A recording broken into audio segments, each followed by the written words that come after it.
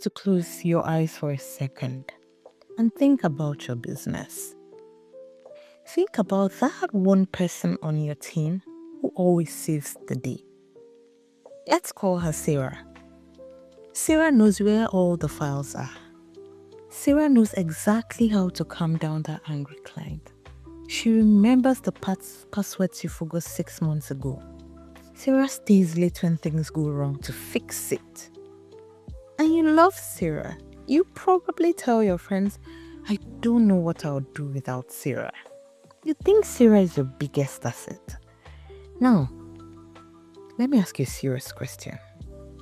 If Sarah called you right now and said, boss, I'm not coming in tomorrow or ever again, would your business survive the week? Be honest. If the answer is no, or if your stomach just dropped, we need to talk, because I'm here to tell you that Sarah is not your biggest asset. Sarah is your biggest risk. Risk like you've never known. If your business relies on Sarah being a hero to survive, your business is so broken. Because what happens if Sarah gets sick or gets a better offer? Or what happens if, God forbid, Sarah just gets tired of carrying your chaotic business on her back? Welcome to another episode of Coffee with Mo. Today, we're talking about the most dangerous trap small business owners fall into: confusing good people with good systems. See, in the movies, we love heroes. We love the guy who jumps off the building to catch the falling baby. It's exciting. But in business, heroism is a very red flag. You know the fictional employee we talked about? Let's bring it back. If Sarah has to be a hero, it means your system has failed. I know she's incredible. She figures things out. And you think, wow, I hired such a superstar. I'm so blessed to have Sarah. But what you've actually done is hired someone who's really good at compensating for the fact that you don't have systems. And I would know, because I've been Sarah a couple of times, that star employee. Trust me. Now let me show you what having a human duct tape as an employee looks like in real life. This is where you have amazing people where your processes are trash or non-existent. This is the first scenario. A customer wants to return something.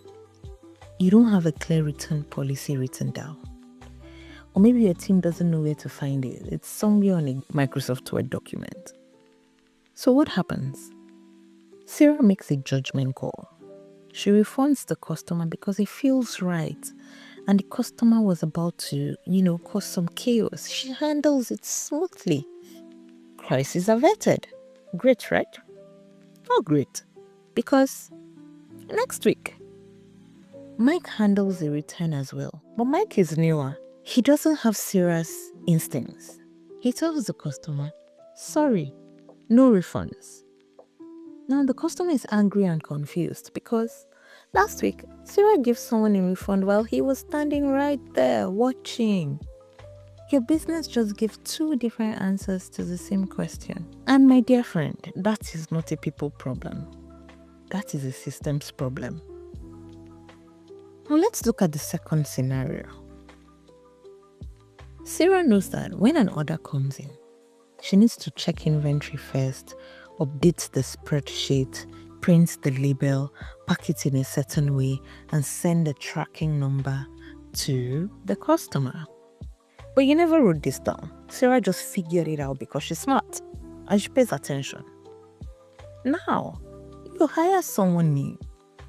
They skip the inventory check. They don't update the sheet. The customer complains and you get frustrated. Why can't they just do it like Sarah does it? Hello? Because Sarah is exceptional. And you've built a business that only works if everyone is exceptional or is a clone of Sarah, which is not possible. That is the hero trap. You are so not running business. You're running a circus where only certain people know how to juggle. Now, let me flip this because there's another version of this problem that is just as bad as this one. This is when you have good people who are drowning because your processes are broken or non-existent. Let's say you hire someone competent, but there's no onboarding. There's no documentation. So they spend half their day asking questions. Where is the login? How do I handle this? What is the process for responding to this customer? Do I need approval before I get this? And you get annoyed. Why are they asking me so many questions? Why can't they take the initiative and figure it out? But here's the thing. They're not asking you questions because they're incompetent. They're asking you questions because you never built the infrastructure that would let them succeed. You hired a talented person and then threw them into chaos and expected them to thrive. That is not fair to them. And it's not smart of you. Because eventually one of two things happen. First one is they actually quit because constantly feeling lost and incompetent is exhausting. And they go work somewhere that has their act together. Or worse, they stay, but they stop caring about your business. They become mediocre because they realize effort doesn't matter in a broken system. And then you blame them. I guess they just weren't a good fit. Nope, they were a good fit. Your business wasn't. This is what I mean when I say processes fail good people. You can have talented, hardworking employees, but they perform poorly. Not because they are bad, but because the environment you've created makes it impossible for them to do good work. And the worst part is that you could lose them and then you have to start over. Hire someone new, train them, hope they turn out to be another Sarah who can compensate for the mess. But that's not sustainable, that's expensive. And it's exhausting for everyone. So, what is the answer to all this? The answer is not to hire better people. And it's also not to create a robot factory where no one has to think. The answer is balance. You need systems that are good enough that average people can do great work. And you need people who are good enough to improve those systems. Let me explain. Good systems don't eliminate the need for good people. They multiply the impact of good people. And here's what that looks like. Instead of this, Sarah is the only one who knows how to handle customer complaints, so every complaint goes to her. She's overwhelmed, other team members feel useless. Customers wait. This is what you can do instead. Create a clear process. 1. Respond within 2 hours acknowledging the complaint. 2. Check the complaint category. Is it a refund, quality issue, shipping delay? 3. Follow the specific script or policy for that category. 4. Escalate to a manager only if it falls outside the guidelines. Now, anyone on your team can handle 80% of complaints. Sarah is free to focus on the complex 20% and train others. Everyone wins. The second example is inventory management. Instead of, my inventory is managed by whoever remembers to check it, you create a simple system instead. Every Monday at 9 a.m., the team lead or procurement person checks inventory. If any item is below X units, you reorder immediately. Log it in the shared spreadsheet, then set a reminder for delivery date. Now, it doesn't matter if Sarah is out sick, the system keeps running. Do you see the difference? Systems don't replace people, they empower people.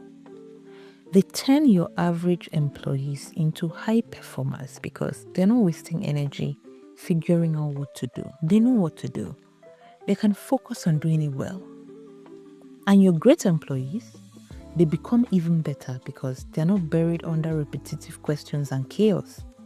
They can focus on solving real problems and improving the business. Now, here's the mindset shift you need to make. You need to stop hiring people as heroes that need to work in your dysfunctional company. Your goal is not to find that one magical person who can hold your business together with duct tape and willpower. Your goal is to build a business where an average person on an average day can do excellent work. And this helps you, one, become scalable. Right now, I bet you can't grow because you can't clone Sarah. But if you have systems, you can hire someone new, plug them into the process, and they'll be productive in weeks instead of months.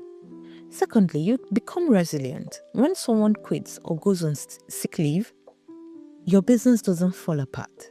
Someone else steps in and follows the process.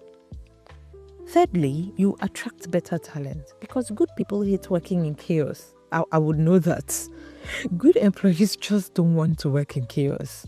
They want to work somewhere organized where they can succeed, where you have systems. You become the kind of business good people want to join. And lastly, you free yourself. Because right now, you're probably the biggest hero in your own business. You're the one who knows where everything is, how everything works, who to call, what to do. When you have systems, you can step back. You can take a vacation without your phone blowing up. You can work on strategy instead of firefighting. So here's your homework. You're going to pick one process that happens repeatedly.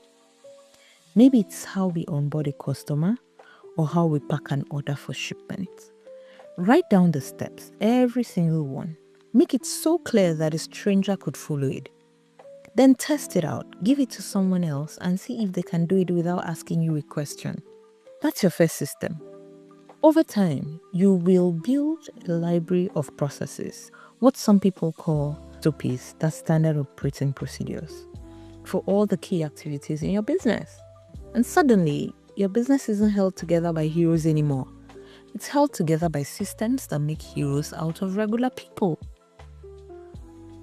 Look, I'm not saying your star employees are not valuable. They are absolutely valuable. But if your business only works because certain people are willing to be heroes every single day, you are one resignation letter away from disaster. And that's not a business, that's a gamble.